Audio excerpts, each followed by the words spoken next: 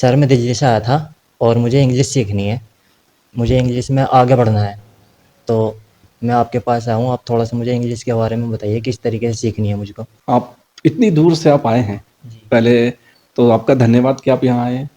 आप ख़ैर अगर आप सिंपल अगर मेरा यूट्यूब वीडियो जब आप देखते ही हैं, जी। तो अगर आप कमेंट में भी डाल देते, तो भी मैं आपको फ़ोन करता और फ़ोन पे आपसे बात हो जाती मेरी और आपके सवाल का मैं जवाब आपको फ़ोन पर ही दे देता, तो आपको इतनी लंबी यात्रा करके नहीं आना पड़ता। जी।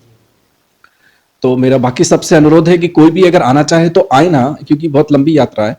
इससे अच्छा है कि आप जो भी आपके जो सवाल हैं, वो सवाल आप वहीं पे कमेंट कर दो।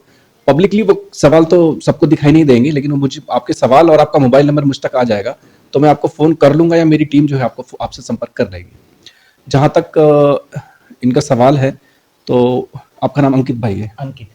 तो अंकित जी, आपने कहा कि आपको इंग्लिश सीखनी है जी, मेरे को इंग्लिश और सीखनी इंग्लिश में आपको आगे बढ़ना है। जी। है ना? तो देखिए, इंग्लिश सीखने के लिए कुछ बातें ऐसी हैं जो आपको करनी है, जी। ठीक है? हम इनको 2 चीज़ों में डिवाइड करते हैं। एक जो है वो जो आपको करना है और एक जो आपको नहीं करना है, जिससे सावधान रहना है। जी। ये दोनों चीज़ें एक साथ होती हैं। जैसे एक पक्षी के 2 पंख होते हैं, एक पंख होगा तो उड़ नहीं सकता है ना? तो लोग प्रायः क्या करते हैं कि वो बात तो ज़रूर बता तो देते, बहुत सारी अच्छी-अच्छी बातें बता देते हैं, लेकिन दूसरा पंख नहीं देते कि क्या नहीं करना है। तो पहली बात आपको क्या करना है मैं बता देता हूँ। पहला आपको क्या करना है कि आपको जितनी भी इंग्लिश पढ़नी आती है, थोड़ी आती है, बेसिक लेवल तक आती है ना? तो आप अच्छी किताबें खरीद लीजिए या एक न्यूज़पेपर लगा लीजिए, कोई भी times of India, Hindustan times या इंडियन एक्सप्रेस, डेक्कन हेराल्ड, कोई भी इंग्लिश का अखबार लगा लीजिए या कोई भी अंग्रेजी की किताब 2-4 खरीद लीजिए और वो किताब खरीद कर जित और जोर-जोर से चिल्ला-चिल्ला के रोज कम से कम 1 घंटा पढ़ना है आपको। चिल्ला-चिल्ला के पढ़ना है। चिल्ला-चिल्ला के मतलब जैसे हम चिल्ला-चिल्ला के किसी को गाली देते हैं जी। या किसी से लड़ाई करते हैं ना, हाँ। आपको आप वैसे ही आपको एक युद्ध स्तर पे आपको अभ्यास करना पड़ेगा अंग्रेजी का। अगर आप चिल्ला-चिल्ला के अकेले अकेले रूम में नहीं पढ़ोगे और जितने शब्दों को अब सीधी सी बात है कि क्योंकि आपको अंग्रेजी के सारे शब्दों का अभ्यास नहीं है, कुछ शब्द ऐसे कठिन होंगे, हाँ, ऐसे। कुछ शब्द ऐसे होंगे जिनका अर्थ आपको पता ही नहीं होगा। तो जिन शब्दों का आपको अर्थ पता नहीं है, उन शब्दों को आप फिलहाल छोड़ते जाना आप, और जिन शब्दों को आप थोड़ा पढ़ सकते हो और जिन शब्दों का आपको अभ्यास है उनको आप पढ़ते रहिए, अच्छा। लेकिन पूरी किताब पढ़ लीजिए। जब आप पहली बार वो किताब पढ़ेंगे तो लगभग लगभग ऐसा होगा कि 50% आपने किताब पढ़ी होगी और 50% आपने छोड़ी होगी, क्योंकि पहली बार आपको आता नहीं है। लेकिन आप चिल्ला चिल्ला के जब आप पढ़ेंगे तो जिन शब्दों का आपको अभ्यास नहीं था बोलने का, how, what, I am, the, ये बहुत सारी चीजें, बहुत सारे शब्द होते हैं, उनका आपको अभ्यास हो जाएगा, आपकी यात्रा शुरू हो गई। जब आप दूसरी बार उस किताब को पढ़ेंगे तो जिन शब्दों को आपने छोड़ दिया था उनको कोशिश कीजिए पढ़ के देखें या गूगल में डाल के देखिए। बहुत बड़े बड़े या कठिन शब्द हो तो छोड़ देना, लेकिन जिन शब्दों को पढ़ सको उन शब्दों को पढ़ के फिर से चिल्ला चिल्ला के रोज 1 घंटा पढ़ना है। पहला नियम, पहला कठोर नियम, रोज 1 घंटा चिल्ला चिल्ला के पढ़ना है। और दूसरा नियम, हर दिन एक कुछ नए शब्द सीखने हैं। 1-2 शब्द सीखिए, 1 शब्द सीखिए अंग्रेजी का, जिसको बोलते हैं ना, अंग्रेजी के कोई भी 1 शब्द सीखिए। जैसे अपने कोई भी अर्थ से देखिए भाई, आप मान लीजिए आपको फ्लावर्स, फूल हैं अंग्रेजी में, अगर जो अपने गेंदे का फूल जिसको बोलते हैं उसको अंग्रेजी में क्या बोलते हैं, तो मैरीगोल्ड बोलते हैं। तो अब वो एक दिन आप याद कर लीजिए कि भाई अंग्रेजी में इसको मैरीगोल्ड बोलते हैं। या जो रोजमर्रा की जो आपको जो काम आए कि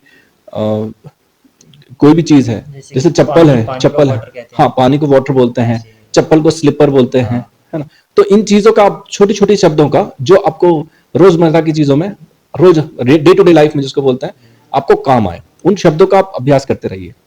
फिर आपने वो किताब पढ़ी, तो अब पहली बार जब आपने किताब पढ़ी, उसके बाद जब आप दूसरी बार वो किताब कंप्लीट करोगे तो एक तो थोड़ा आसानी से कंप्लीट कर लोगे और बहुत सारे शब्द आपको अभ्यास हो जाएंगे, कुछ कुछ आपको उनका मतलब भी समझने लगे हुए आप, ठीक, बराबर, रास्ता यही है। और फिर जब तीसरी बार आप पढ़ेंगे और चौथी बार पढ़ेंगे तो मेरे हिसाब से वो किताब पूरी की पूरी आपको आ चुकी होगी, पूरी की पूरी किताब आप पढ़ चुके होंगे। यही एक शॉर्टकट और बहुत ही अच्छा तरीका है अंग्रेजी सीखने का। मैंने बहुत बच्चों को ऐसा अंग्रेजी सिखाया है। मैंने बहुत सारे बच्चों को, जिन भी बच्चों ने ईमानदारी से प्रयास किया, रोज 1 घंटे चिल्लाए। अगर आपको सबके सामने चिल्लाना, अगर आपको ऐसा लगता है थोड़ी शर्म सी आती है, शर्म महसूस होती है सबके सामने थोड़ा सा, तो आप अकेले में चले जाइए, छत पर चले जाइए, या अगर आपके पास गार्डन की सुविधा उपलब्ध है, अपने गार्डन के किसी कोने में चले जाइए कि कोई आपको देख ना सके कि आप चिल्ला चिल्ला के अंग्रेजी पढ़ रहे हैं। लेकिन वो अकेले में की हुई जो मेहनत है ना, वो रंग लाएगी, और वो रंग लाती है। अब रोज 1 घंटा चिल्लाइए, पहला तो ये नियम, ठीक है, ये रोज करना है। आपको सर्दी हो, जुकाम हो, बुखार हो, चाहे कुछ भी हो, लेकिन रोज का नियम बांध दीजिए। जब तक कुछ बहुत ज्यादा ना हो तब तक छोड़े ना, है ना। दूसरी चीज जो आपको मैंने बताई कि रोज 1 शब्द, 2 शब्द, 5 शब्द अंग्रेजी के कुछ नए शब्द सीखिए, और उसके उन शब्दों का जो अर्थ, मीनिंग, वो आप समझिए। तो अगर आप मान लीजिए 2 शब्द भी दिन में सीखते हैं, तो महीने में आपको 60 शब्द, है ना, 60 वर्ड्स, आपको आपके पास एक नई दौलत होगी। जैसे हम रोज 2 रुपए का सिक्का अगर डालें, तो हमारे पास महीने के अंत में 60 रुपए हमारे पास होते हैं, है ना, हर दिन 2 रुपए के हिसाब से। तो आप जब आप महीने से पहले जो एकदम ही आपके पास पैसे, मतलब अंग्रेजी में पैसे कम थे, तो अंग्रेजी में आपके पास पैसे बढ़ जाएंगे, आपके मार्क्स बढ़ जाएंगे, आपके पास शब्द होंगे जिनको आप जानते हो, और उन शब्दों को वो भी आप जानते होंगे, वो शब्द भी आपको जानते होंगे। तो ये तो है काम करना, ठीक है। दूसरा, क्या नहीं करना। कोई अगर आपको ये बोले कि भैया अंग्रेजी भारत की भाषा नहीं है, तो अंग्रेजी से नफरत करो, हिंदी पर आ जाओ। हिंदी पखवाड़ा चलाते हैं लोग, पूरा 10 दिन मनाते हैं, वो पूरा त्योहार मनाते हैं कि भाई अंग्रेजों की दी हुई है ना, कि जापानीज अपनी भाषा में, जापान के जो लोग हैं वो अपनी भाषा में, मातृभाषा में पढ़ते हैं, तो भारतीय लोगों को अंग्रेजी पढ़ने की जरूरत नहीं है। देखिए, चाहे मैं किसी के विरोध में नहीं हूं, मैं किसी पंडित के विरोध में नहीं हूं, मैं किसी ब्राह्मण के विरोध में नहीं हूं, किसी साधु संत के विरोध में नहीं, किसी भी संस्था के विरोध में नहीं हूं, किसी भी नेता के विरोध में नहीं हूं, हमें उससे कोई लेना देना नहीं है। पर एक जो बच्चों को जो भ्रमित किया जाता है ना मातृभाषा के नाम पर, और अंग्रेजी से जो नफरत के नाम पर, और संस्कृत और हिंदी से प्रेम करो और अंग्रेजी से नफरत करो। मैं ये नहीं कह रहा हूं कि आप संस्कृत ना पढ़ें, मैं ये भी नहीं कह रहा हूं कि आप हिंदी ना पढ़ें, आप वो भी पढ़ लो। अगर आपकी इच्छा है, आपकी रुचि है, तो आप वो भी पढ़ो, उससे भी कुछ ज्ञान मिलेगा ही आपको, कुछ आपका कुछ कम नहीं होगा। बस इतना है, आपका टाइम खराब हो जाएगा। अब आपके पास टाइम कम है हमारे पास 24 घंटे। उस 24 घंटे में आप काम पे भी जाते होगे, जैसा आपने बताया कि आप एक बहुत बड़े शोरूम में काम करते हैं, तो उस शोरूम में काम करके आएंगे, थके मांदे आएंगे। अब आपके पास मुश्किल से 2 घंटे हैं। अब उस 1-2 घंटे में अगर आप हिंदी पढ़ेंगे, संस्कृत पढ़ेंगे, किसी बाबा का सत्संग सुनेंगे, तो आपका समय चला जाएगा। फिर आपके पास अंग्रेजी पढ़ने के लिए समय नहीं बचेगा। और कुछ लोग चाहते हैं कि गरीब लोग गरीब ही रह जाए, वो कभी अंग्रेजी ना पढ़े, समझ रहे हो, तो वो कामयाब हो जाएंगे। अगर आप, मैं ये नहीं कह रहा हूं कि आप मत पढ़ना, आप पहले अंग्रेजी अच्छे से सीख लो, अंग्रेजी में बहुत अच्छे से अभ्यस्त हो जाओ।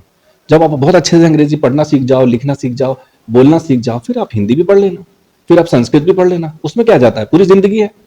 देखिए, जैसे हम सुबह सुबह उठते, सबसे पहले हमारा काम क्या होता है, हम सबसे पहले उठते जाते हैं, फ्रेश होते हैं, टॉयलेट वगैरह में जाते हैं, वो अपना बहुत इंपॉर्टेंट कर्म है, उसे हम छोड़ नहीं सकते। वैसे ही दुनिया जो है ना, इस दुनिया में सबसे बड़ी भाषा जो बोले जाने वाली भाषा है पूरे दुनिया में, तो वो अंग्रेजी है। अंग्रेजी एक वर्ल्ड लैंग्वेज है। पूरी दुनिया में अगर आपको कनेक्शन मतलब बिठाना है और कम्युनिकेशन करना है, आप दुनिया में किसी भी व्यक्ति से आप बात कर सकते हो, उसके विचार जान सकते हो, अपने विचार बता सकते हो, तो वो अंग्रेजी के माध्यम से बताया जा सकता है। हिंदी के माध्यम से फिर आप हर जगह अनसक्सेसफुल हो जाएंगे।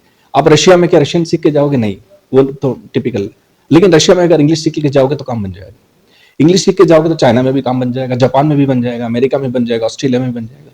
अगर केवल हिंदी और संस्कृत पे फोकस रखोगे, हिंदी तो उत्तर भारत में ही थोड़ा बहुत चल जाएगा आपका, लेकिन दक्षिण भारत में जाओगे तो फिर मुसीबत है, क्योंकि तमिलनाडु में, आंध्र प्रदेश में, केरला में, कर्नाटका में, वहां पे हिंदी समझते हैं, हिंदी बोलते हैं, मैं ये नहीं कह रहा हूं, पर दिक्कत आएगी। फिर आप एक जिसको बोलते हैं ना, आज अपने ग्लोबल वर्ल्ड है, पूरी दुनिया अपने हाथ मुट्ठी में है, वो नहीं होगा। तो बहुत सारे लोग जो है ना, जैसे आपके पास मान लीजिए, जैसे मैंने आपको बताया, आपके पास समय बहुत कम है ना। मान लीजिए अगर एक नल से हमें एक जगह से दूसरी जगह पानी लेके जाना है ना, तो हमने उसमें एक पाइप लगाया, लेकिन उस पाइप में अगर हम बहुत सारे छेद कर देंगे, तो क्या हम पानी दे सकते हैं खेत में या अपने गार्डन में? नहीं दे सकेंगे ना, क्योंकि वो पहले ही पंचर कर दिया है, हर जगह से पानी निकल जाएगा। ऐसे ही आप अगर इंग्लिश सीखने का लक्ष्य है आपका, और इंग्लिश सीख के आगे बढ़ने का लक्ष्य है, तो ये 2 काम आपको करने पड़ेंगे। एक तो रोज चिल्ला चिल्ला के पढ़िए, पहला काम। दूसरा, कुछ नए शब्द रोज सीखिए, भले ही 2 शब्द सीखिए। जैसे ही आप मान लीजिए आपके जाते हो आप ऑफिस में या वापस आते हो, तब सीख लिया।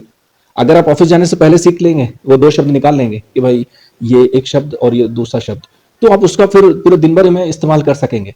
कहीं कहीं इस्तेमाल अगर करने की कोशिश करेंगे अपने शोरूम में, तो वो शब्द आपको थोड़ा सा पहचानने लगेगा। सही कह रहा हूँ, गलत कह रहा हूँ? सही है। तो उससे आपका खजाना बढ़ता जाएगा। और ये जो नहीं करने योग्य काम है, वो नहीं करने योग्य काम ये है कि आप इन लोगों से ज्यादा प्रेरणा लेने की जरूरत नहीं है। क्योंकि इन लोगों से अगर आप प्रेरणा लोगे ना, तो आप समझ लीजिए कि आपका जो पाइप है ना, उसमें आप छेद कर रहे हैं। कोई बोलेगा हिंदी सीखो, कोई बोलेगा संस्कृत सीखो, कोई बोलेगा ये सीखो, कोई बोलेगा वो सीखो।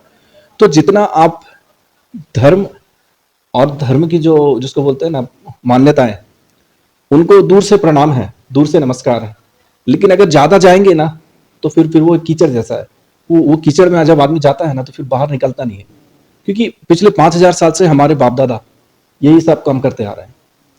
और हमारे बाप दादा अगर अगर इन इन ग्रंथों में, इन रीति रिवाजों में इतना दम होता, ठीक है, इतना दम होता, तो हमारे बाप दादा परदादा कब के करोड़पति बन चुके होते और हम गरीबी में हमें जीना नहीं पड़ता। लेकिन रीति रिवाजों में, इन तीज त्योहारों में, इन परंपराओं में इतना दम नहीं है, इसीलिए भारत अभी भी गरीबी झेल रहा है। तो वो नहीं चाहते आपको अंग्रेजी सीखें, कोई नहीं चाहता कि आप अंग्रेजी सीखो, क्योंकि वो एक षड्यंत्र है।